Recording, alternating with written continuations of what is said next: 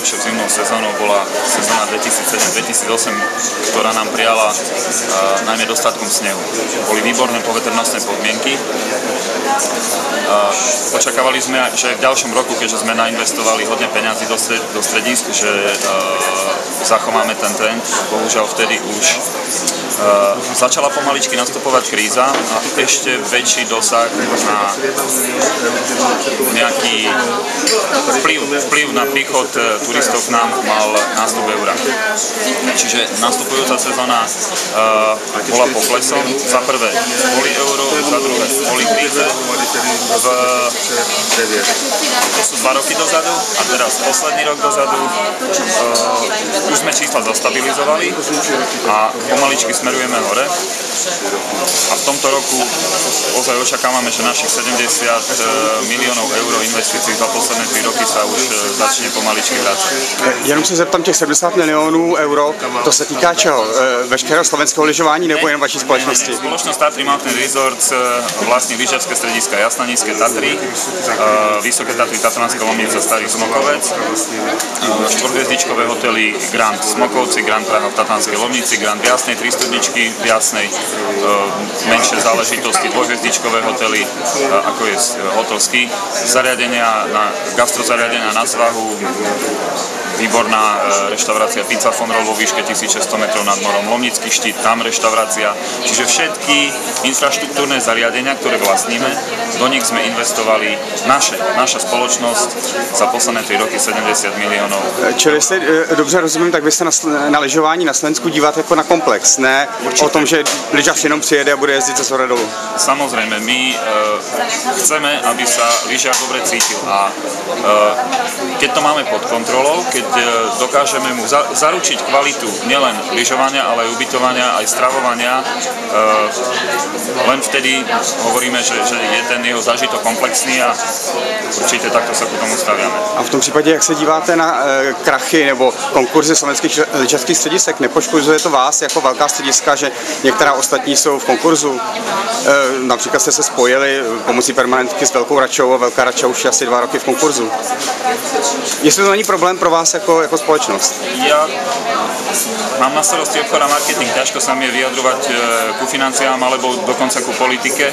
Ne, já se neptám na obchody, já se ptám spíš, jako jestli vás to nepoškozuje v tom, že lyžař, který přijde z ciziny a ví, že některé středisko je v konkurzu, jestli pro něj to není problém. Sú v konkurze, ale sú v prevádzke. Sice sú v konkurznom konaní, ale sú v prevádzke, takže v zásade lyžiar si príde na svoje, on ani nemusí vedieť, že to stredisko je v konkurze. Čili z vašeho pohledu se to pouze mění majitele a o nic víc nejde. A když ještě se tam poslední věc, vy jste říkal ty důvody, proč trošku klesla návštěvnost, nebo možná někdy i hodně u některých středisek. Vidíte to v tom, že ten pokles je čistě jenom kvůli euru, případně finanční krizi, nebo ekonomické světové, nebo tam je ještě nějaký jiný důvod? Protože třeba Slovensko kleslo hodně a Rakousko, v podstatě vedlejší země, klesla jenom o něco málo. Naše strediska neklesli hodne, takže ja by som tu nebral vôbec, žiadne tragické čísla sa nediali. Euro nás označilo kvôli tomu, lebo hlavne lyžiari z Polska sa zlákli sily eura, aj keď teda neoprávnene. Jednu chvíľku bol ten kurz českej koruny, polského zlotu voči euru trošku nevýhodný, ale ono sa to popravilo smerom k výhodnosti. Jo, či v současné době už to jako je v pořádku. A kríza, ako som už spomínal, to sa ustabilizovalo a nebojíme sa. Fakt, naše strediska vyzerajú veľmi dobre. Možno ešte mierite na to v Rakúsku, nešli dole. Aj vďaka tomu, keď si všimnete strašný veľký počet bohatých ľudí z Ruska, vyráža na lyžovačky a cítia sa teda naviac ako možno na Slovensko, ale preto, lebo to nepoznajú.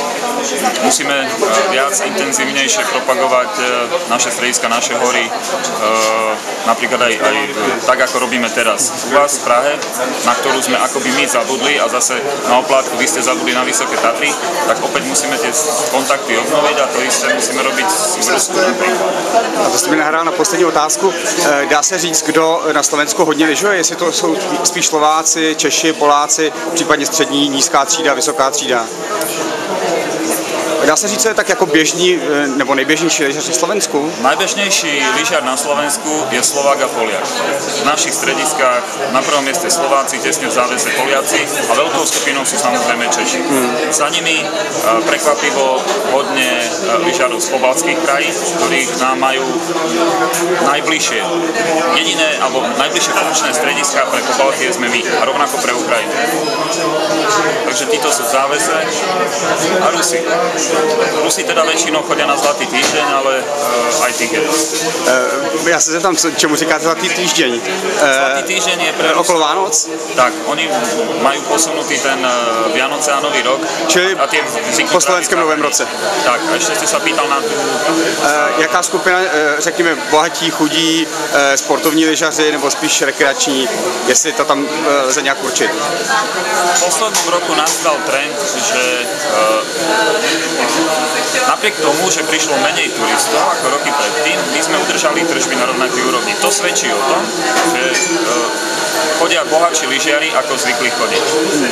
Takže my sa tomu tešíme a sme radi, že tie peniaze u nás... Teď zase mluvíte za svoji společnost, ne za celou Slovensko. Stále hovorím za našu spoločnosť. Aby bolo jasné, jo.